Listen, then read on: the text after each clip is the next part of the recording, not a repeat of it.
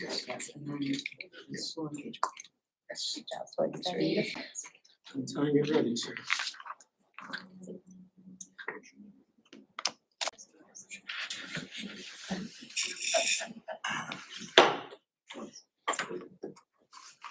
The October meeting of the Norwich Board of Education will come to order at 5:31 p.m.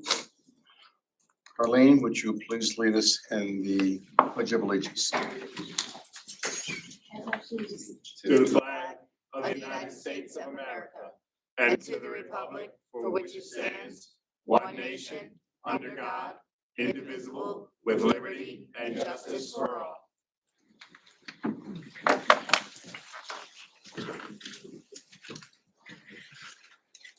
Thank you, Carly.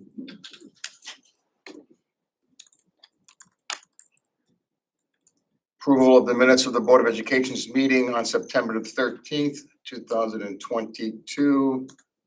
Look to the floor for a motion. Aaron Daniels, so moved. Kevin Santani, I'll second that. We have a motion on the floor and a second to approve the minutes of last month's meeting. Any discussion? All those in favor? Opposed? Unanimous, except for one person not being here, Christine DeSascio. Right now, she called me. She's going to be running a little bit late. All right.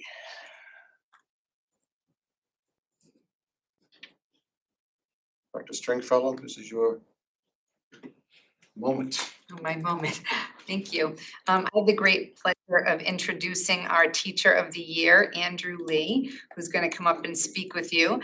Andrew was a teacher at Veterans School and also at Stanton Elementary School, and has just recently been promoted to a special education supervisor in Stanton. And so it's with great pleasure that we have him here with us, and I think he has some words of wisdom. I don't know if I'd call it the wisdom. Thank you for having me. They told me to bring my speech. I can read my speech, or at least part of it, or Q&A. Probably the speech would be better, though. Floor is yours. All right. Well, this is a hybrid version. I won't read it all and bring you through the pictures, but this is what I read to the staff at Convocation this year. It is my honor to be recognized as Teacher of the Year for Norwich Public Schools. In all honesty, I do not feel deserving of this recognition. I'm just a person, one person, who comes to school each day excited to see my class. Well, most days. Some days not so much. But honestly, when I see their faces, I remember why I'm there and the job I came to do. The rest just seems to fall into place. I also want to take a moment to say thank you and congratulations to Shauna, Chris, Jenna, Nick, Zach, Carrie, Amanda, Austin, Darcy, and Vanessa. In my eyes, you are all just as deserving of this award, if not more. Some of you I have never met. Your colleagues and friends nominated you because they saw amazing qualities in you. I am sure I would have loved to sit in your class and watch you work magic. Your students are lucky to have had you. Others of you I know well and have had the pleasure to work with you in the past. I have seen the way you help shape and mold the future of Norwich, and I thank you. I'd also like to congratulate Deborah Wilson again. Working in special education these past couple of years, I know the power of having a great support staff. Paraprofessionals like yourself deserve so much credit. Thank you for all you do for the children of Norwich. You are powerful. Thank you.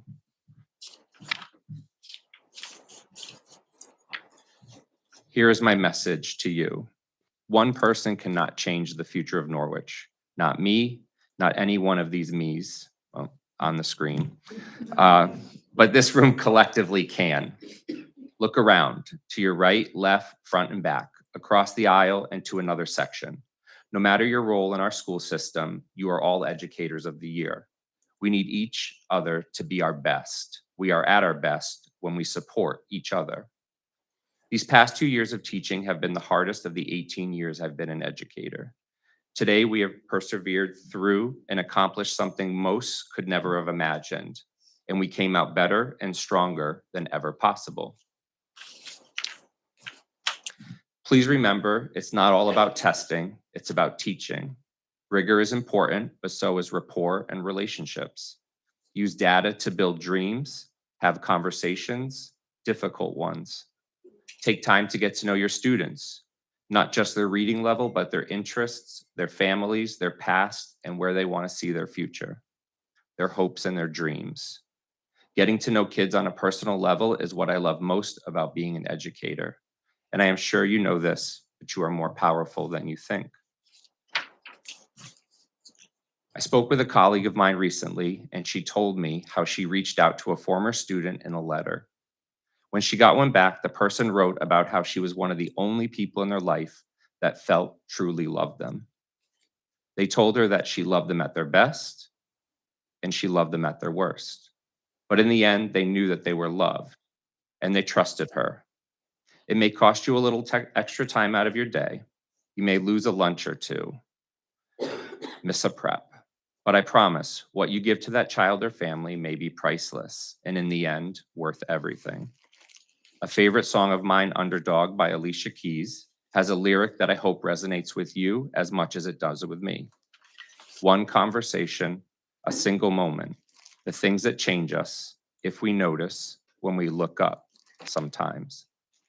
May the start of your school year be blessed with excitement and the anticipation of amazing things to come. Thank you.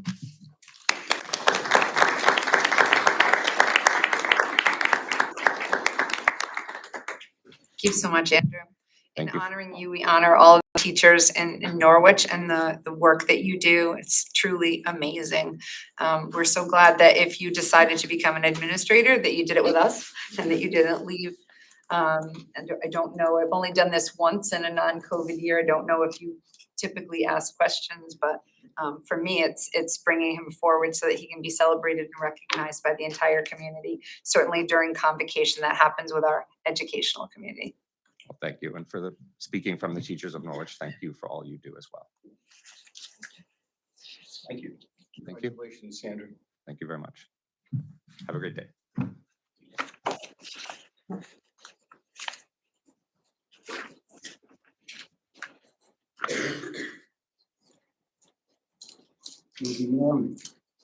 So the next presentation we have is the School Engagement of the Year Award. And I know that Cindy Beauregard, I saw you come in, and we have the United Way. So if you would kindly join us at the microphone, we would love to have you present.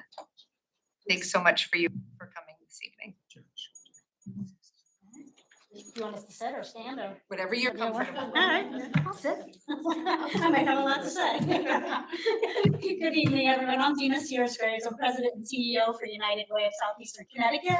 And I'm here today with Lisa Ann Curtis, who is our Resource Development Manager, and Jill Rusk, who I think just stepped out, who is our Program Resource Manager. And we're really pleased tonight to present to Norwich Public Schools the School Engagement of the Year Award, which is one of United Way's highest honors when we have our celebration event. But you guys are true partners for the community. So hearing Andrew talk about, just the impact that he has on students and what he does in the school, but you guys as a whole community do so much for the greater community as well. And we just really wanted to acknowledge that.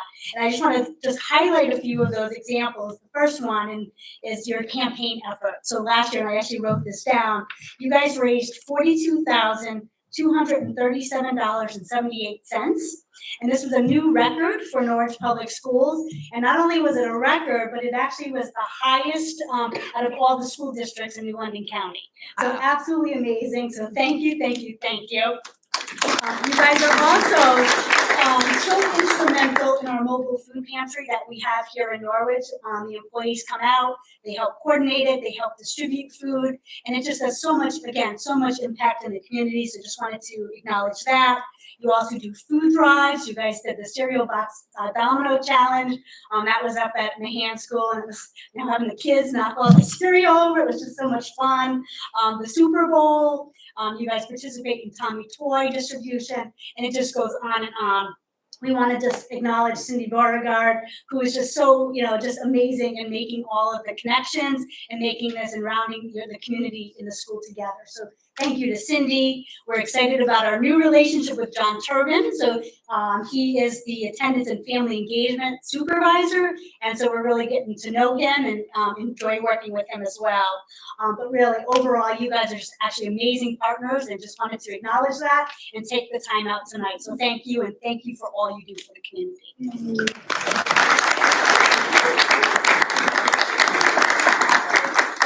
Thank you so very much. We really appreciate it.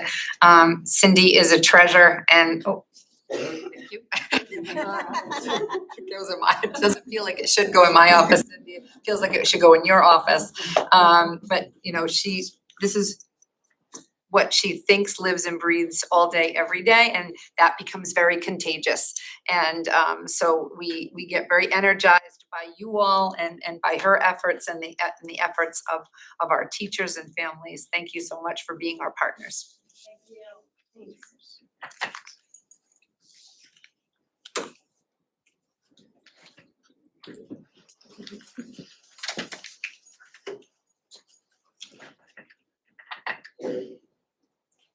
All right, moving on to reports of the chairperson.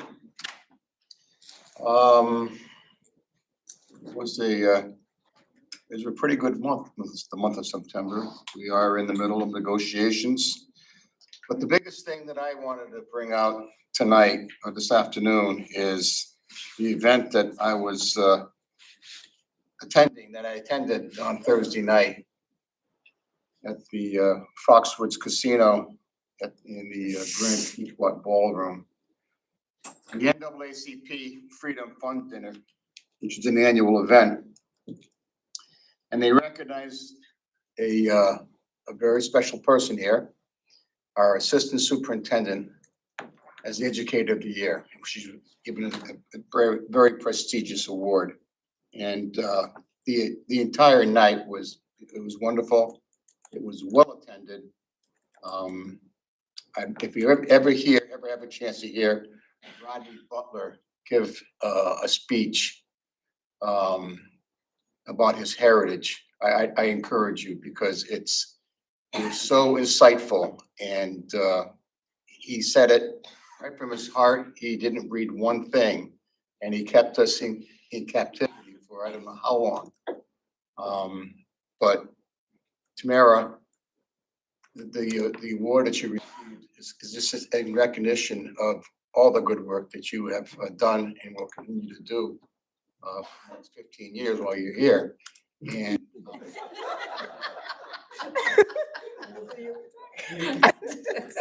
and we so much appreciate that. But congratulations, and great time. And that's all I.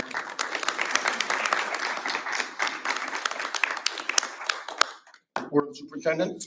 Thank you. I was honored this month to award the Key Is Me Teacher Award to Myra Gagnon, who is a math specialist at Mahan Elementary School, a lead teacher. Myra goes above and beyond as an educator for Mahan. The Mahan staff just couldn't say enough about the fantastic work that she does with the students. We actually usually give the nomination speech, and then they had like 2 more people give speeches of their own because they just really wanted Myra to know how much she's appreciated. They talked about her having a very big smile on her face, and of course that was beaming the entire time that we were there. And in the words of the nominations, she's an essential piece of the Mahan team. Congratulations to Myra Gagnon for her hard work and continued dedication to Norwich Public Schools.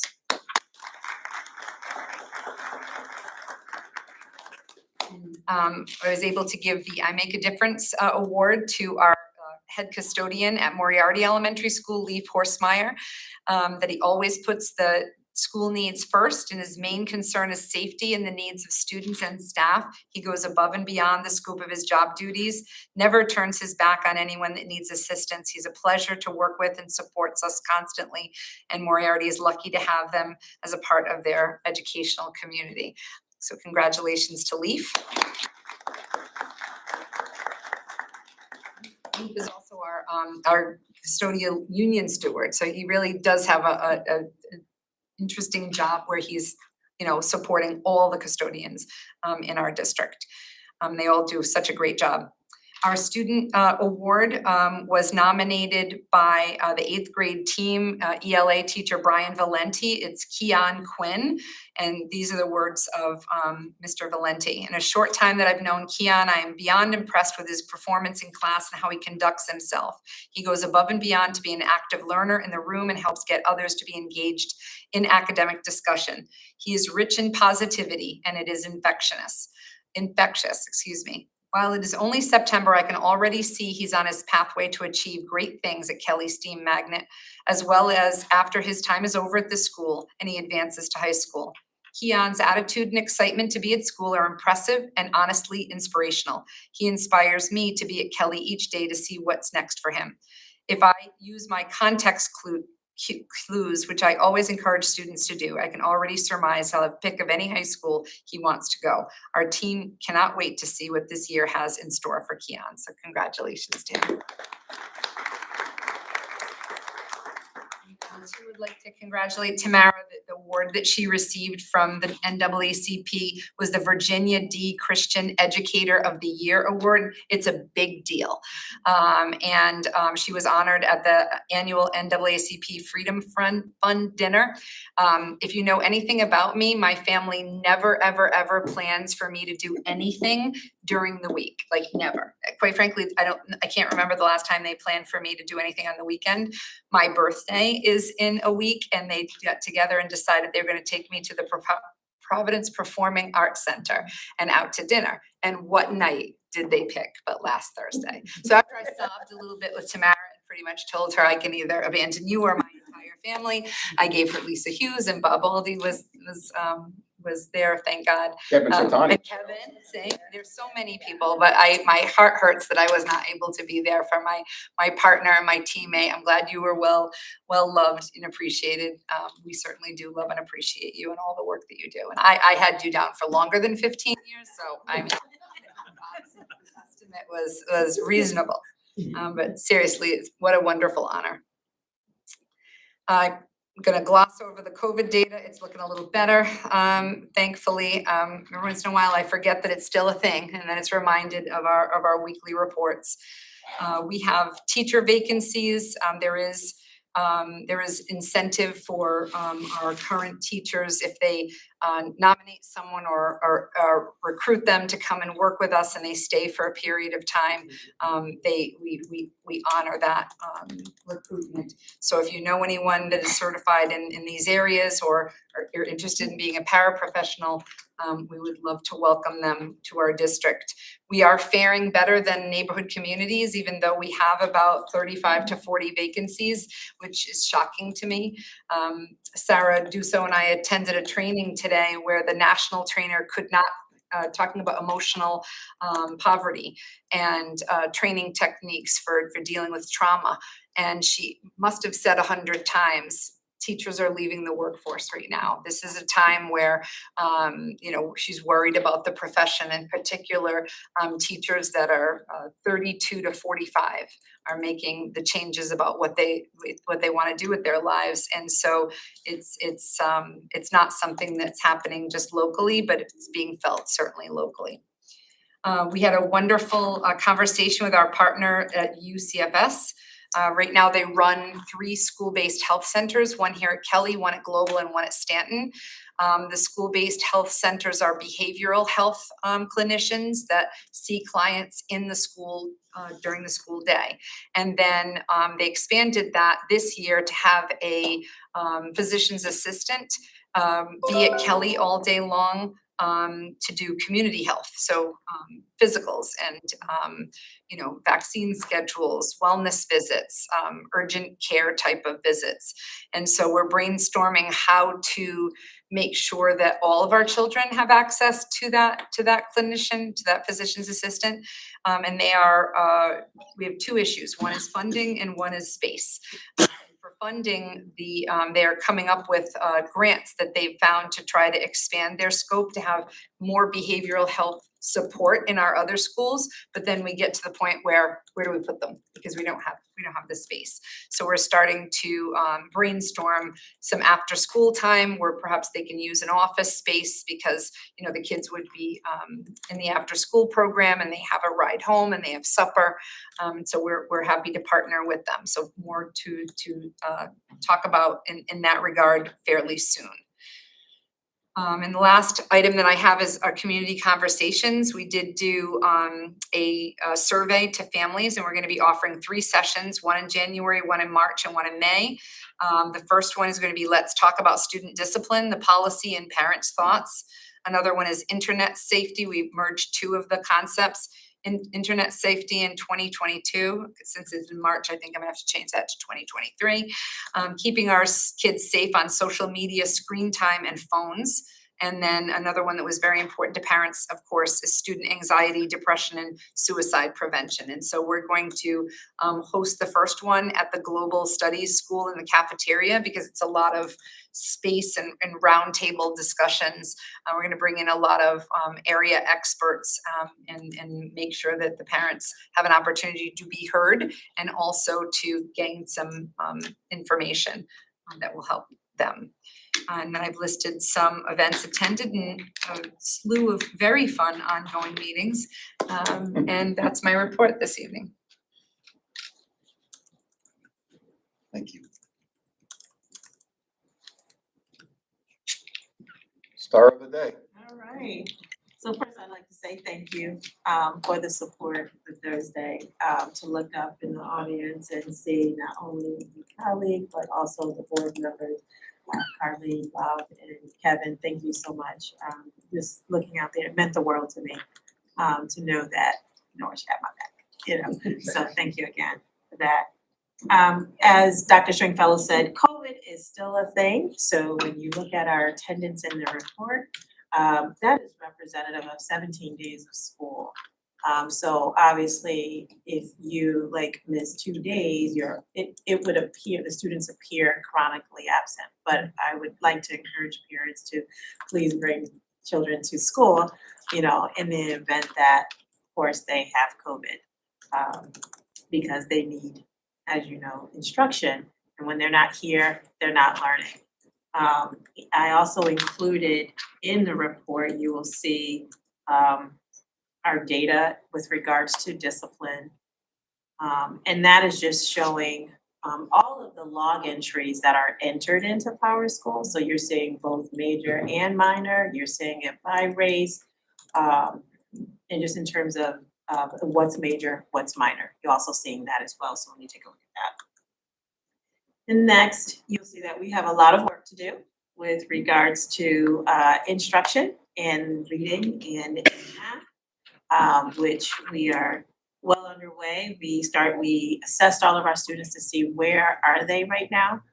So currently, we've just finished with grades 3 through 8. K2 will be starting next week. So next month, you'll have that data in front of you as well with regards to iReady data. I would like to just take the time to acknowledge the hard work that our superintendent and as well as our equity director, Sarah Dussel, have done. CSDE sent out a report card for the district or for our schools. So I happened to look at that, and lo and behold, I looked at the percent of students and educators of color and the trend. And in looking at that, you can see that over years, we were underneath that trend. And in the last year, we've actually made a lot of gains. And you can see, 2 years ago, and then last year, we actually are above the state trend now. So we are starting to lead the state in some of that work. So that's a kudos to the team for that. And then lastly, I would just like to mention that we have the Alliance grant that you'll be talking about that in executive session to vote on the approval of the expenditures for the Alliance. That's not in there. It's under new business. It's not. Okay. Misspoke. And you made me remember that attached to my report from now on is the registrar's office gives if if you look at the attachment, it will show you their report. Also, the McKinney-Vento report is in there, the attendance and residency officer, and then Sarah Dusso's report from the equity department. And that shows the volunteer hours and their volunteer report of how many people are volunteering and where their roles are. It also gives a lot of really important recruitment and retention information and family and community engagement. And then I'll just conclude by saying that we are continuing to show gains with our English language learners, and that they're showing improvement, and that data is there in the report as well. That concludes my report. Thanks, Tamara. May I ask a question? Yes, go ahead. Tamara, so once we have all the assessments and for where the kids, each individual child is at right now. So What is what's the plan going forward as far as those kids getting extra help? How are we going to alter the curriculum or whatever? What are we gonna do? Absolutely. So in my report, I have in there the next steps. And so we are looking at, one is providing additional supports in terms of our SRBI process, data teams. We did a lot of work in our Leadership Institute with looking at how to support schools in terms of establishing and making sure that we have the great foundation for analyzing our data, providing support, adjusting our instruction. And then two would be students who are not moving at that point, looking at our SRBI meetings, and then seeing how are there individual plans that we need to write for individual students. And three, also looking at ways in which we can offer additional support in reading and in math. So that is forthcoming. We've hired a multitude of reading and math specialists this year. If you remember, last year we had one at every school. This year, Tamara's department looked at the data to figure out that in some schools, one is not enough. And so you're seeing 3 reading specialists and 2 reading specialists in some of our schools. And then as the data comes in over the course of the year, those needs may change. So if Tamara has 3 reading specialists at Moriarty, then as of January, it could be down to 1, and then maybe the needs are at Huntington now. And so when a student is picked up through the SRBI process for reading or math, a literacy plan or a math plan is created for them. So these were services that were not available previously. They're new, and they're dedicated, explicit instruction on what the child needs based upon the data. Thank you. And then we also have, I'll add, our coaches. So they're providing a job embedded in coaching. So they're in the classroom with our teachers, modeling instruction as well as supporting the instruction that's there to help build capacity. And so today, for example, in addition to that, we also have our instructional rounds, and we had team A today and team B will be on the 13th on Wednesday. Thank you again. Anything else? Lisa Hughes, Good evening. good evening. I also would like to take the opportunity to thank Dr. Stringfellow for allowing me to step in and attend a very inspiring event. And it was quite an honor also to hear Tamara's beautiful speech. So very, very inspiring. So this evening, in my report, you'll notice additionally, I've added the enrollment data, which is pretty much the same as last month when I reported just a slight fluctuation. In addition to that, I've highlighted the IDEA eligibility in our district for various categories of students who receive IEP supports. And you can see that several categories stand out: learning disability, autism spectrum, speech or language impairment, as well as other health impairment as categories where many of our students are. And that's important for our planning and programming and resources for our students as we work in our schools. Currently, there are certain categories like hearing impairment, deaf blindness, for example, visual impairment that are not represented because our categories are less than 10 students, for your information.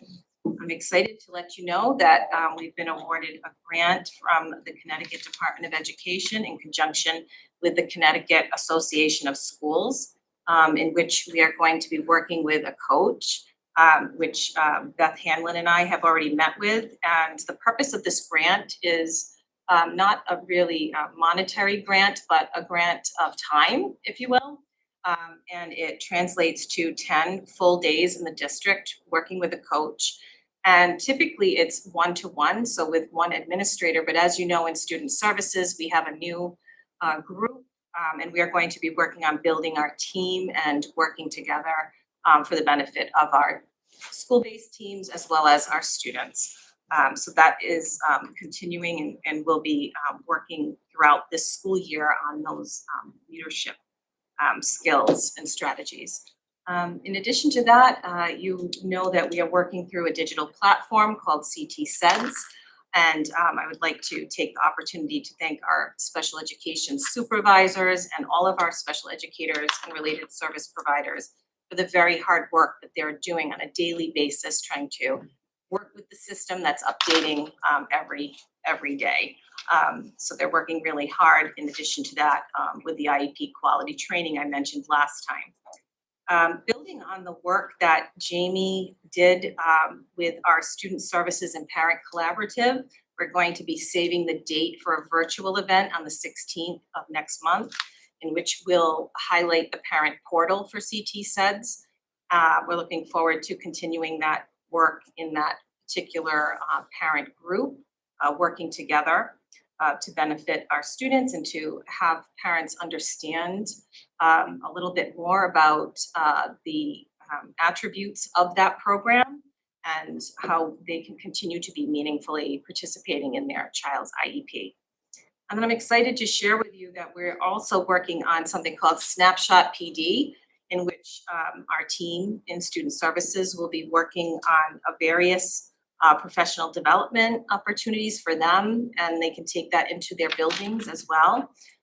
We'll be working, for example, with our BCBAs and RBTs, our coordinator for those folks, be working with Shipman and Goodwin on some legal updates for IDEA. Our equity director, Sarah Duso, will be coming in and doing an activity with us as well. So we're working very hard in that area, and I'm excited about that. And then, of course, I have my professional responsibilities and highlights included as well. And I'm happy to answer any questions you may have. Anything for the board?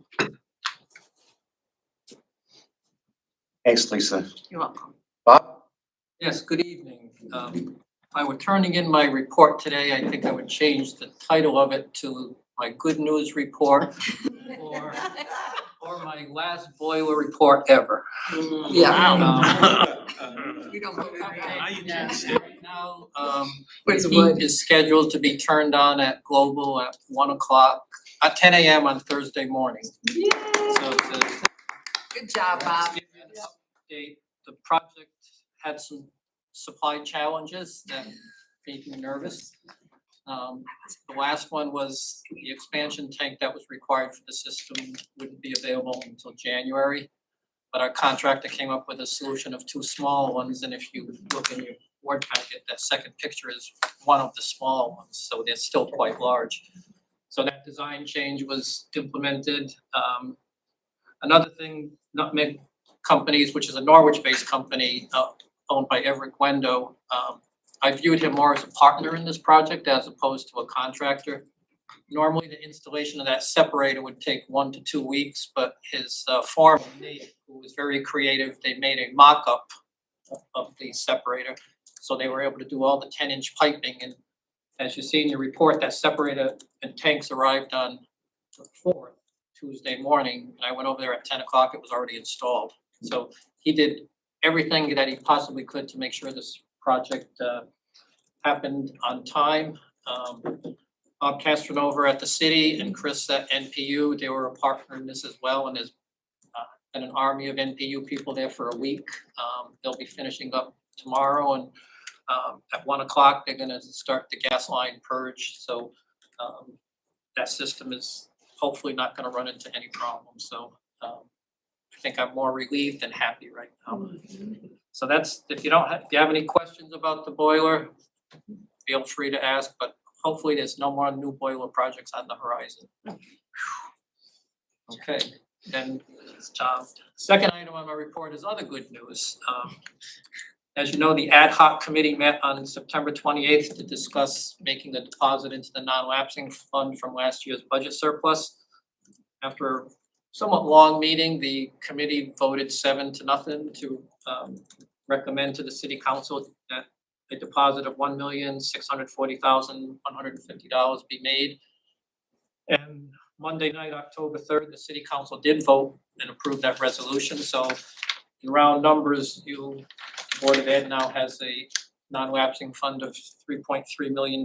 So the school district will be in a strong financial position to meet unexpected emergencies without, if they should occur in the future, without having to go before the city council to ask for a budget appropriation. So again, I want to commend the Board of Ed and the city council for having the wisdom to work together to do that, because a lot of communities don't see eye to eye when it comes to that, and that's a remarkable achievement for both parties.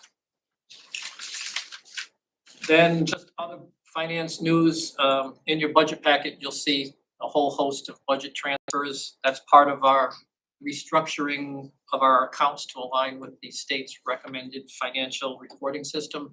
It's not moving money to spend it in new ways, it's just properly classifying it into the right account. So if you have any questions on that, I can answer those. That's gonna allow us to have better financial reporting and better monitoring of expenses, so we can do earlier and better forecasting of our budget. And then the 22-23 budget season has begun.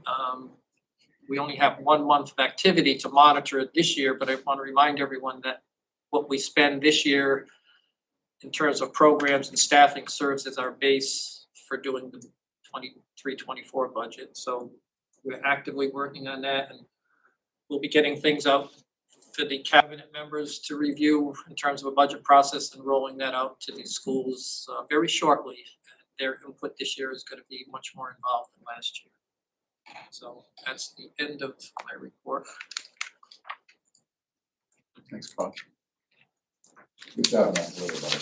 Well, it was a collective effort, and from the engineers and Matt Brown and facility, everybody worked hard to overcome the challenges, and I think the Nutmeg companies wanted to do good by Norwich. They are a Norwich company, and I was, couldn't ask for a better partner in this. Great.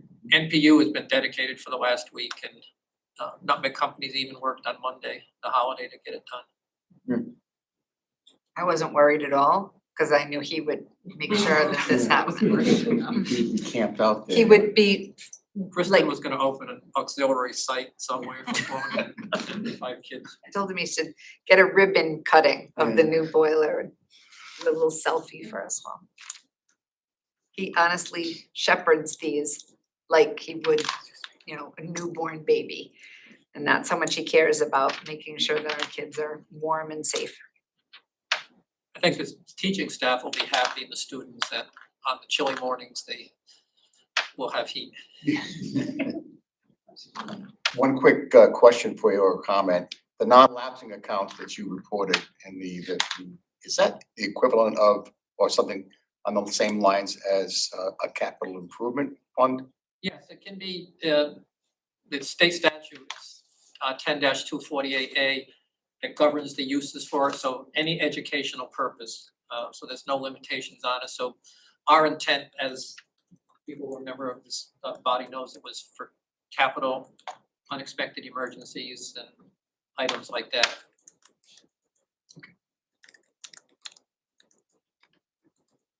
Any questions for Mr. Sapensky? I just want to comment, you put in Lou Allen's report. They renovated the gym here at Kelly, and did some updating to the soccer field too, so it's like fall sports are. Yeah, he had the new item here is the fence around the field. It actually looks like a field, and I didn't get the pictures in time, but the Global Middle School Gymnasium was completely redone. It looks like a brand new gymnasium and there's new padding coming on the walls, so it's great progress has been made in those areas. Okay, moving on. Next item up, public comment. Is there anybody signed up for public comment? No, I don't have anybody signed up. Is there anybody here who wishes to approach for public comment? Is there anybody here who wishes to approach for public comment? Is there anybody here who wishes to approach for public comment? Hearing none, public comment is closed. New business. 6.1, under new business action item, discussion and possible action regarding the Alliance grant. Go ahead, Tamara. All right, so our focus areas for the Alliance Grant is in literacy as well as in mathematics with coaching, instructional coaching in the areas of both literacy and mathematics, as well as in equity, social emotional learning. As you know, that COVID has really had a huge impact on students. And we're still seeing some of that, as well as that we're also still in the pandemic as well. But we've returned back to, relatively normalcy. And so therefore, we're testing again, we're looking at learning loss, we're looking at instruction. And so the funds there are used to support SIOP strategies. It's used to support as well as in the area of talent, for educator recruitment as well, to diversify our workforce. And so that's the plan for the Alliance grant. I'll open it up for any questions that you may have with regards to that. Questions on the Alliance grant? It's an action item, correct? Yes. I'm not sure if this is the right time to ask my question, but I know you mentioned social emotional learning and everything like that, but if I have a question concerning social emotional learning, when would be the best time to bring that up? I'm asking. So, Right now, or should I wait until, how can I ask a question about? Specifically about social emotional learning? Yes, Yeah, it wouldn't be on talking about the grant. no, I know. We can do it under, we can do it under new business It would be, or a board report, no, we don't have board reports either. probably the best prior when personal reports. Yep, personal. Yep, okay. Okay, Or Thank you. actually personnel, but yeah, when we're talking about, you have just a general question. yes. Yes. Okay, thank you. Sorry. Okay.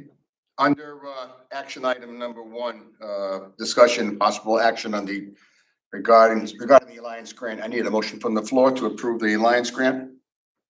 Aaron Daniels, so moved. Mark Kulo, second. We have a motion on the floor and a second to approve the application for the Alliance grant. Is there any discussion? Hearing none. All those in favor? Aye. All opposed? Unanimous, so voted.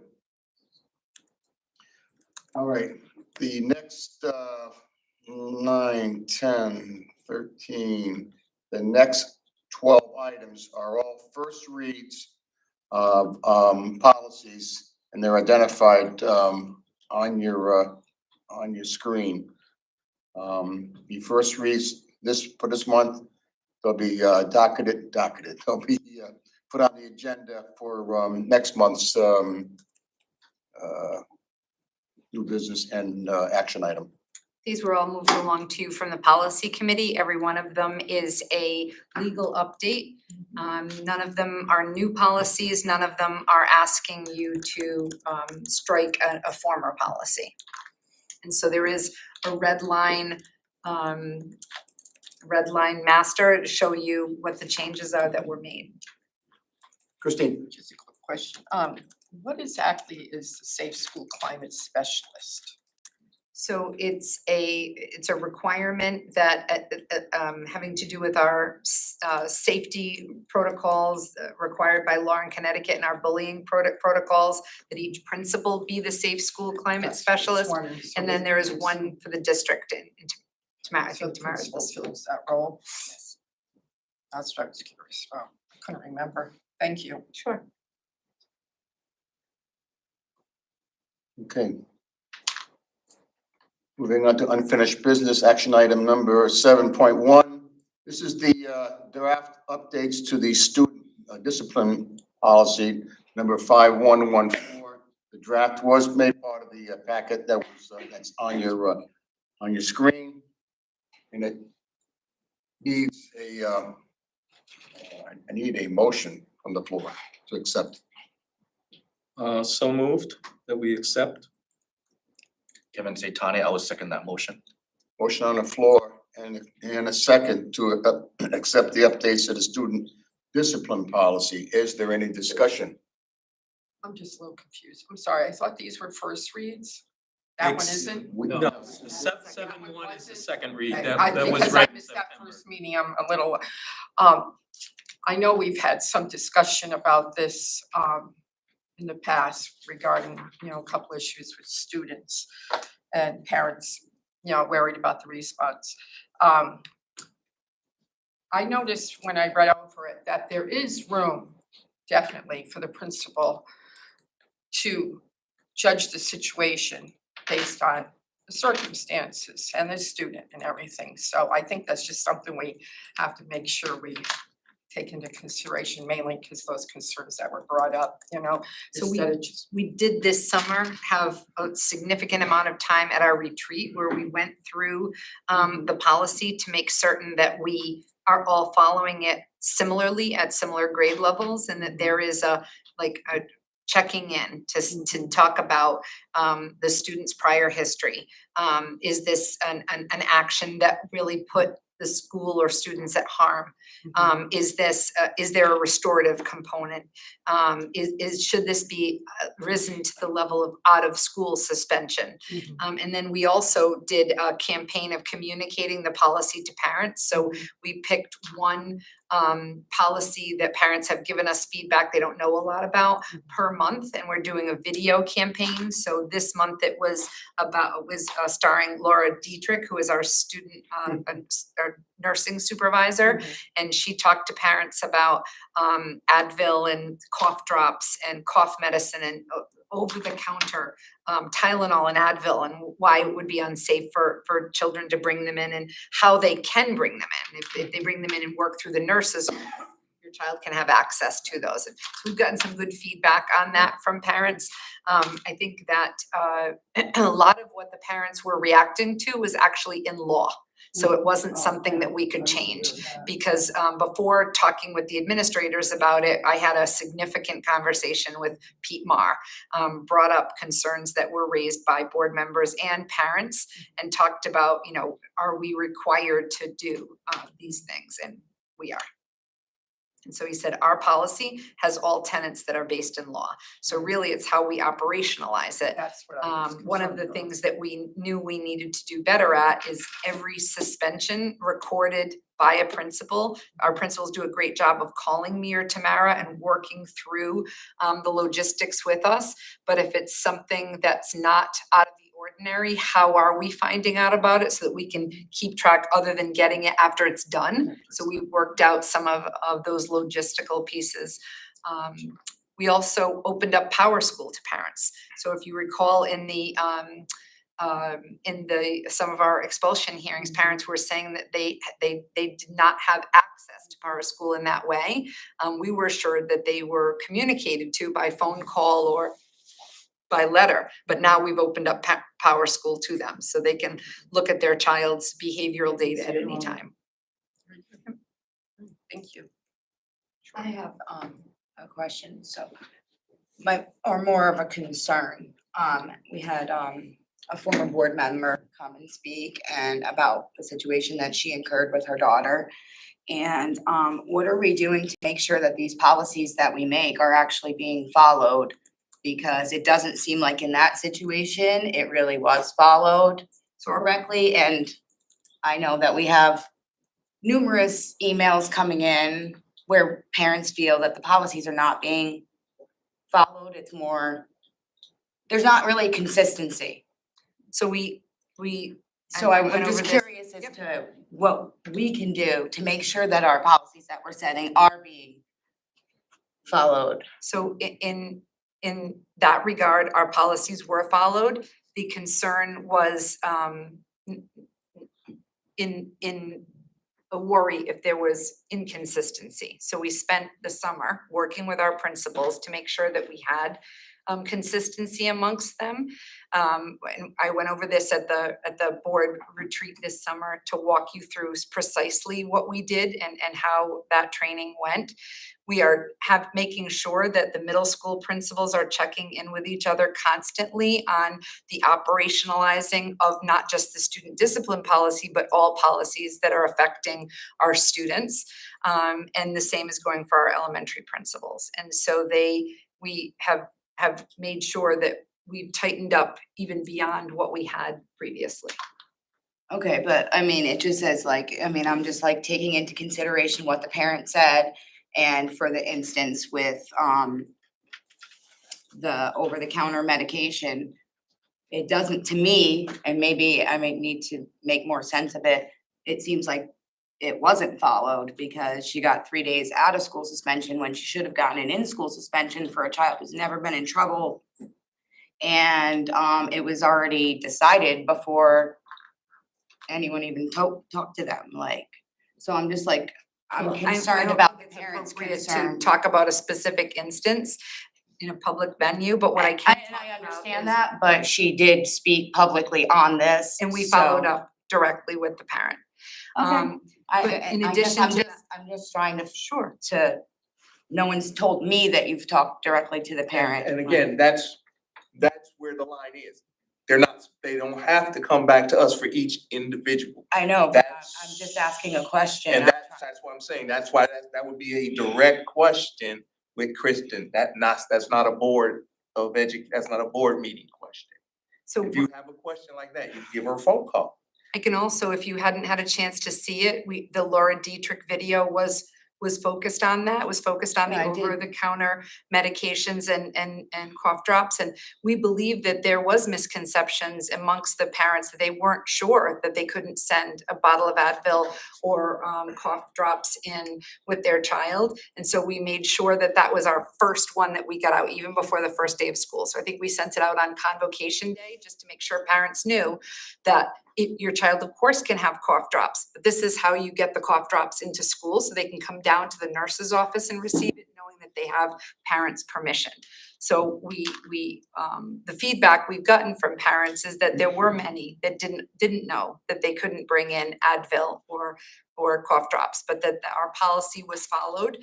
And we couldn't change our policy because our policy is anchored in state law. So if you as a body said, we'd love to have bottles of Advil come in or things of cough drops.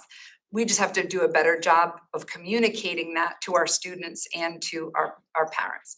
The next one that you see that's going to be actively video campaigned is on items that are prohibited from coming into school. And so it's featuring our 2 middle school principals talking about, even if students are seeing this as a toy or a joke, these are the items that are prohibited by state law into coming into schools. Again, we hear from parents, I didn't know they put that in their backpack. I didn't realize that the penalty would be so severe.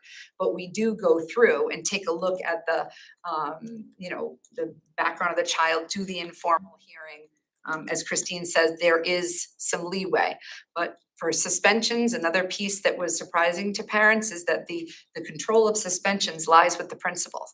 Their decision on a suspension cannot be overruled by me or anyone on the board, and that's a part of your policy, and that's what Shipman and Goodwin is recommending, stay a part of your policy. Was I able to answer your question? No, not really, but How else can I help you to?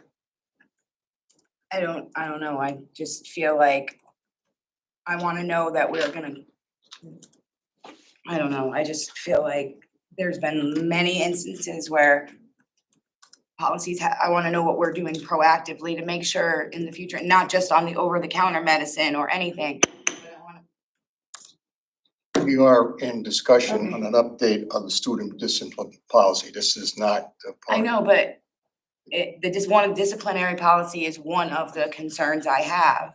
I also have it for multiple other ones that are gonna be coming down in the next month or so, and I'm just asking, and then I'm also confused because, if the decision is final, then yeah, how is, I wanna know the answer to the question that the parent asked. If the decision is final, then how is it Section 6, Article 9 invoked? I'm confused. And if I'm I don't know what you're confused, reading from, so I'm trying to, from the disciplinary policy, she emailed all of us with her notes on the side, this was last year, last school year. no, last month. I didn't get anything from anyone last month. Can you forward it to me? Okay, well, I just, okay, yeah.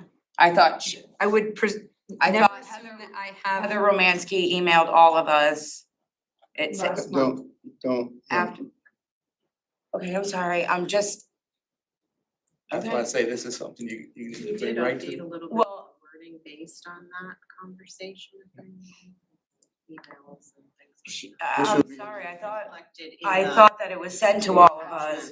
So I'm looking at her notes and I wanted to make sure that her questions, as along with mine, that are on the same kind of wavelength.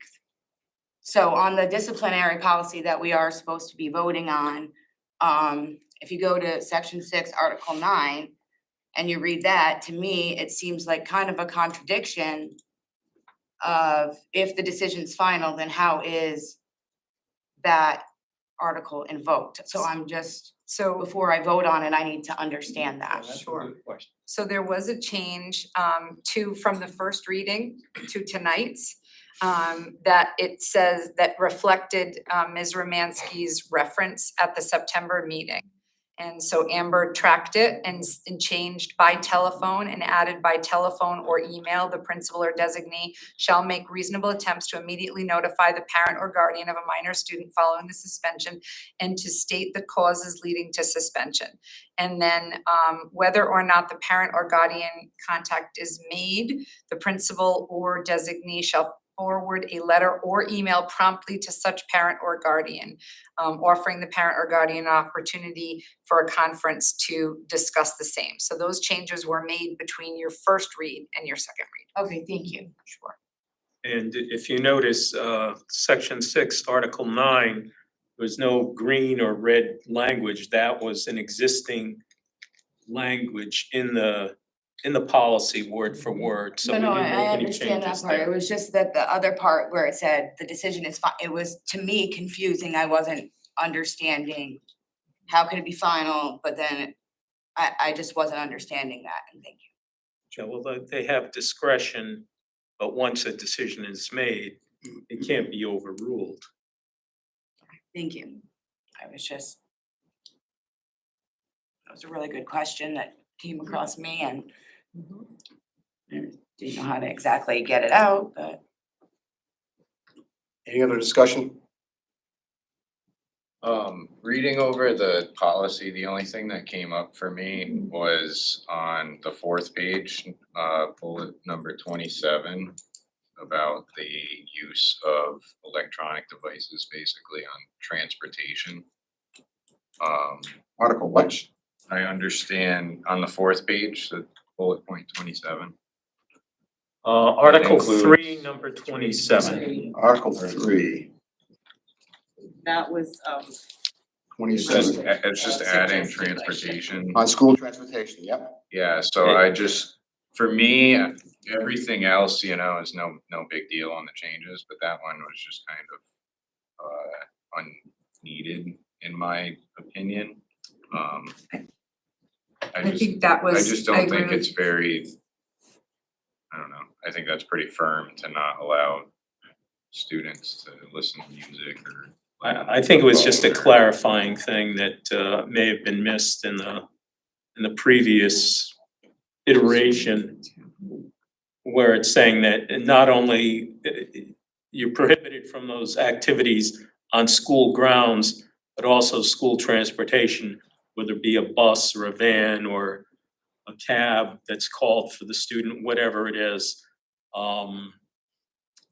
So the same rules apply whether they're on school grounds or on a bus. Until they leave the bus, they're subject to school rules. I think one of the things that Shipman and Goodwin points out to us is that that is the rule, that is school property, if you will, being on a bus, and parents and students don't recognize it as such. Sometimes they will, kids will admit to something on a bus, not thinking that has anything to do with school. And so that's, again, another communication piece for us that we were advised by Shipman and Goodwin to make sure that students and parents know that school buses and school bus stops have the same rules that being in school. All right, I just guess I was a little worried on how strict, I like if bus drivers are gonna be taking away ear pods and stuff, cause Can you, I just wanna make sure I'm looking at the same piece you are. It was item 3, Article 3, number 32? 27. 27. Possession of cellular telephone, radio, portable CD player, on school grounds or on school transportation or school-sponsored activity in violation of board policy and or regulations regulating the use of such devices. And so this is just, hold on, I'm so sorry. Our protocol is not that the bus drivers are taking away anything on a bus. We have not done that unless a child was bullying another child using their cellular device, and a child went up to the bus driver and said, "This is happening to me right now." So Alright, I basically, just Your wanted- worry is not, can a kid listen to music on their way? yeah, I just wanted to make sure they They weren't gonna be can't. getting in trouble. I for- just don't understand that, I guess. I wouldn't have made it on my school bus I mean, without. I can ask for a clarification of legal, why specifically they added that. But I think that the operationalization that you're looking to is not typically happening. I mean, I don't know of a child that, and the principals are here, so are you receiving discipline reports because a child was listening to music? Make sure they have that opportunity. Some bus rides are long. No, and I think No, I'm sorry. I rode the bus for hours and hours without music and I knew. So I'm not. I didn't say that they wouldn't live. I didn't say they wouldn't live. I I'm just saying I think that that some would be a good people, idea, just to music get clarification calms about. people, relaxes I people, understand that. It stressful calms your situations. life. I don't understand why that's a big deal. You get on, you stop. And you can't listen to it the rest of your school day. I don't understand why that 30 minutes is. Because sometimes it's not 30 minutes. I My second grader was on the bus for 1 hour and 15 minutes the other day. My second grader. Now, not that he's listening to music or anything like that, but it was just a point. It was just a question. And I'm kind of feeling a little attacked right now. Like every time we speak, I'm getting the gavel, I'm asking legit questions because I care. And if we care about mental health, music is a great way to help children, adults, everyone work through some of mental health issues.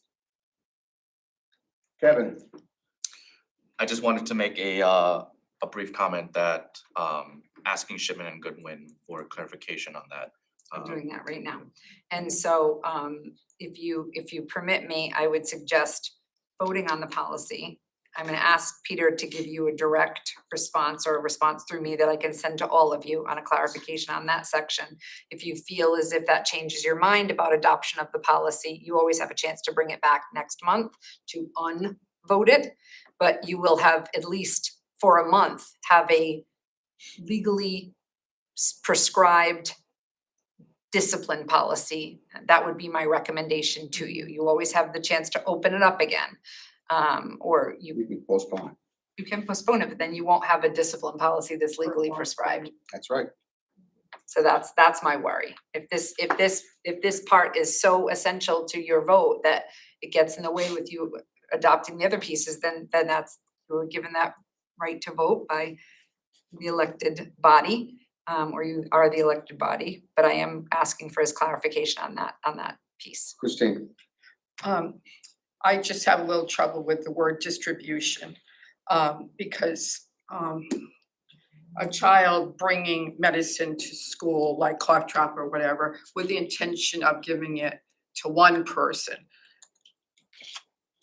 you know, a fellow student, is that distribution? Because, you know, when we think of distribution, we're thinking of, you know, a drug dealer distributing drugs, you know, to, intending on doing it to many. So we had occasions last year specifically where children brought in prescription medication intended for themselves or a family member, and over the counter medicine, which is medicine, that was given to them for their use, and they either gave to their friend in good, you know, they wanted their friend's cough to go away or their fever to go away, but then the friend took way too much of it that would be seriously harmful to themselves, and they were rushed to the emergency room, and that's what has happened to us.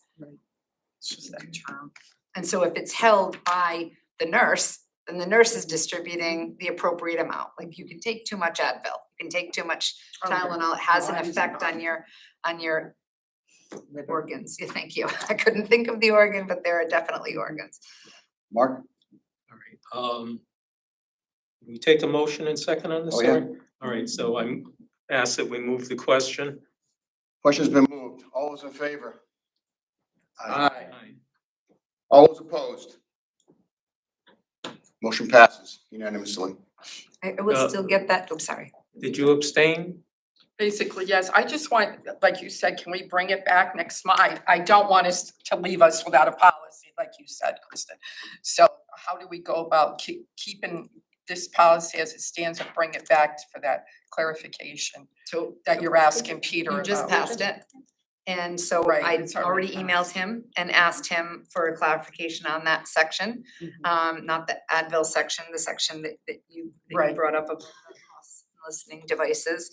And so I can send that to you by email, or I can bring it before the board next month, whatever your pleasure. That sounds good. So I'll vote. What is your pleasure? No, I didn't vote. I abstained, so it doesn't matter. Everyone This else is passing, yes. so want to make sure we have something in place. Another piece to consider is that if you think about these things before the meeting, I can get that clarification for you so that you can be better ready to move the question when it comes to you, if that is helpful to you. You don't have to do that, but we have a lot of policies in the next, this is the least amount of policies that you're gonna take a look at, because you've charged me with reviewing all of our policies, which is super fun, by the way. Thank you so much for that. I totally went to school to be a first grade teacher, so I could talk to lawyers for hours on end about this. But there's a lot. So the ones that are before you now are legal updates only, but starting next month, you're gonna see Shipman and Goodwin asking you to consider taking down policies that don't seem to align with your other policies, or adding policies you've not thought of previously. And so I'm sure there'll be a lot of deliberations. Budget expenditure committee? Nothing. Ad hoc, we already heard about the ad hoc committee and the voting to get the 1.6 million into the non-lapsing account. Negotiation committee. You already touched on this, Bob. We're, tomorrow, actually, we have another meeting with the Teachers League. And hopefully we'll come to some sort of agreement with them. If not, we'll go to mediation. Okay. And then we're gonna be starting up, I believe, either the end of this month or in November, the administrative assistance contract. Thank you. Policy committee, Kevin. Yes, not much to report on the policy committee. Wednesday, September 21st, we met, the meeting went well. I thank the superintendent for going over each of the policy that we that has been distributed here tonight. And she just gave a rundown of all the red lines and the changes and all that. School Building Committee, Mark. I believe there is a meeting, is it next Monday? I haven't even gotten numbers. Yeah, there's.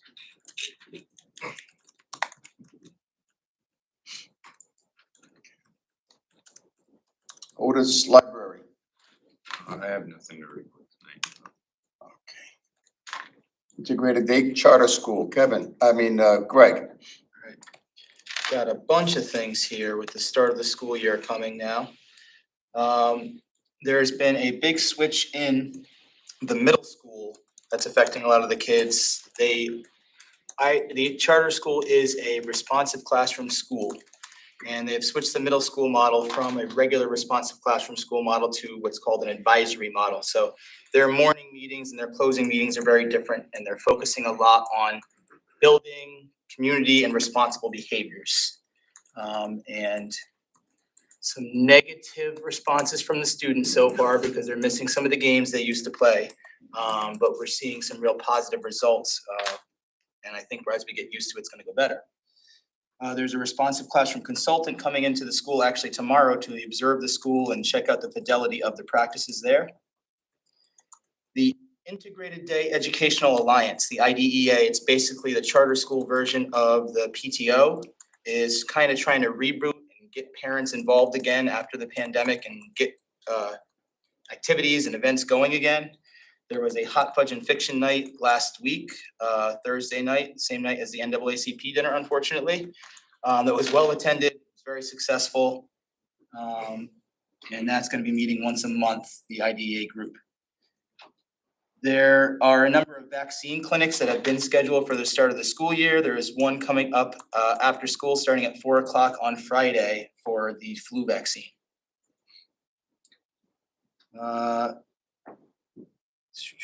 The school has changed its school messenger and contact with families program to something called Parent Square.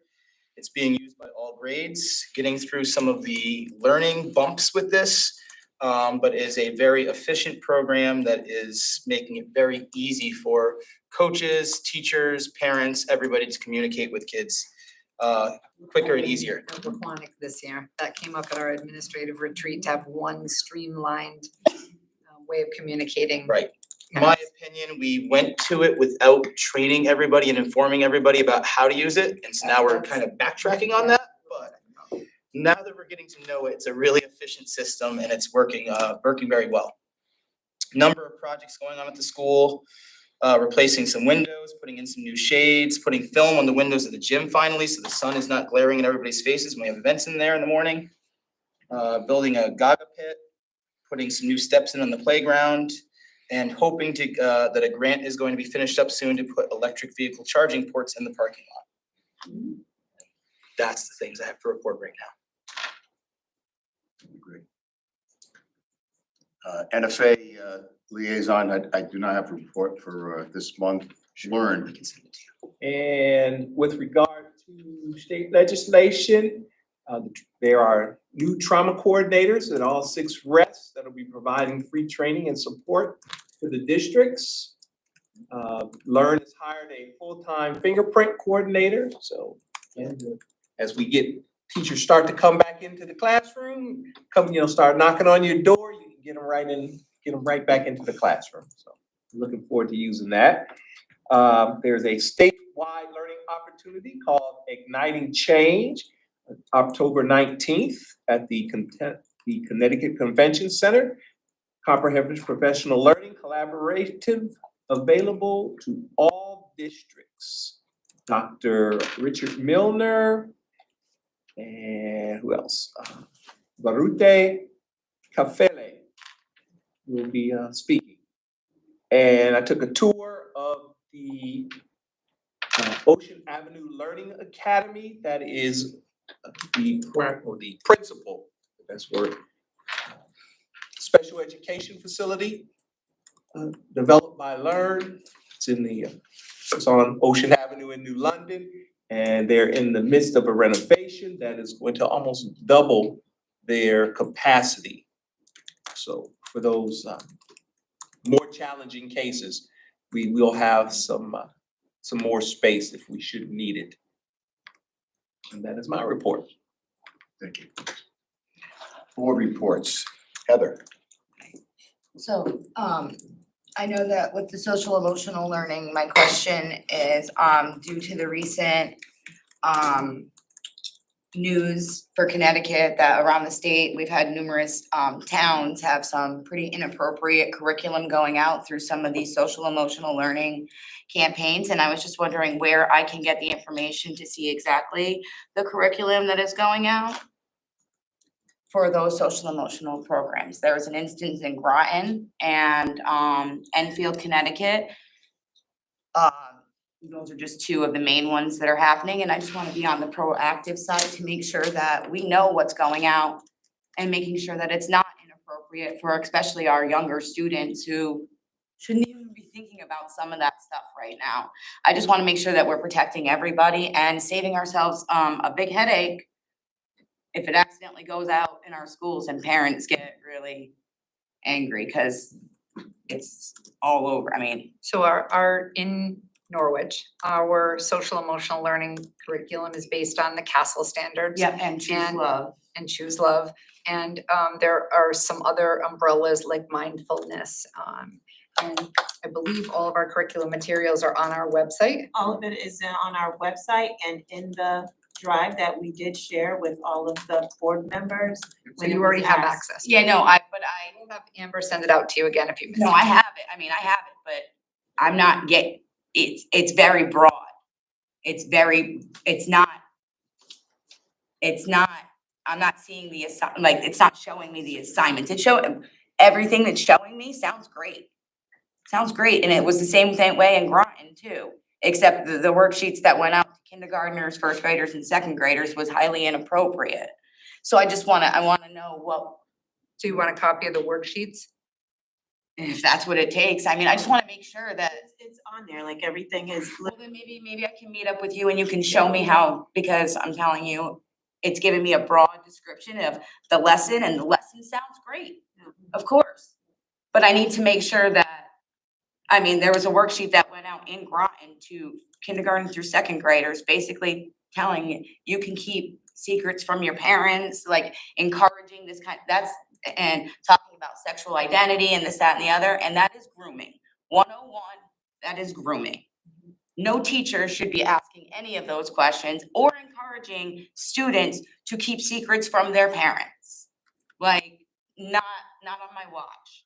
So I wanna make sure, I wanna know that we are being proactive to protect our Norwich students, because I don't think anyone sitting here wants any one of our students to ever receive an assignment that has been happening around the country and now made national news, Enfield, Connecticut, with the 8th graders and the pizza worksheet that went out asking about their sexual preferences and this, that, and the other, and what activities they like, and using pepperoni and cheese and stuff to describe that. That's grooming 101. We don't want it here in Norwich. I know none of us do. So I just want to be on the proactive side, because I don't want to see what's happening in other towns in our state, in our country, happening here to our Norwich kids. So I'm sure that Mrs. If we Gloucester will can- be very happy to follow up with you. Yes. thank you. Absolutely, no. Thank you. Yes. Thank you. Mark. Okay, I have 3 short items. Our regular schedule, that's election day, schools will be closed. So our board meeting will be meeting on November 15th at 5:30 in this room. Also November 18th, Friday evening, it's the Norwich Public Schools Education Foundation will be sponsoring the Norwich Public Schools Staff Follies. We'll start at 6:30 here at the Kelly Auditorium. At 6 o'clock, we're gonna have the Kelly Band in the lobby. We'll be playing some selections. Tickets can be bought in advance for $5, available at any NPS school, and I believe it's central office too. Yes. And otherwise, they're $10 at the door. And then some sad news, Yvette Jacaruso fell over the weekend and she broke her hip. She's at Bacchus Hospital. She was scheduled for surgery today. I don't know if that actually happened or not. So if you just want to send her a note or give her a call or whatever to wish her well. Thanks, Mark. And under item number 10, additional reports on the, on your agendas are the year-to-date budget, the enrollment, and the personnel report. I'll look those over. Anything else? Motion for adjournment, please. Aaron Daniels, so moved. In the second, Mr. Chairman, I'll second. all those in favor? Aye. Aye. Opposed? Motion passes. We're adjourned.